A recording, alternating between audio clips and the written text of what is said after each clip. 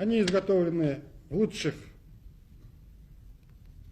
организациях западных стран, которые этим занимаются, имеют многократную, будем говорить, 12-15-кратную защиту, считается одной из по изготовлению очень хороших валют. 100 тенге, 100 тенге, здесь изображение Аблай-хана. Мы взяли, чтобы народ знал, и это есть дань уважения тем, кто сохранил Казахстан от нашествия, сохранил единство нашего государства.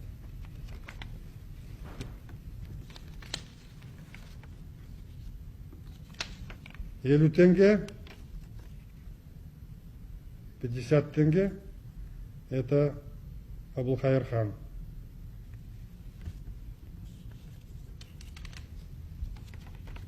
Жирма тенге, 20 тенге, я думаю, Абай всем казахстанцам известен. 10 тенге,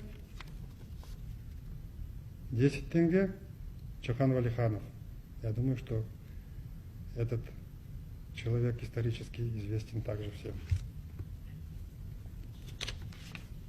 10 тенге, 5 тенге. Только недавно мы отметили юбилей этого великого человека, композитора из народа Курмангазы. 3 тенге, 3 тенге. Это здесь изображен великий певец народный, известный всему народу. Это Сюимбай. 1 тенге. 1 тенге. Это Аль-Фараби.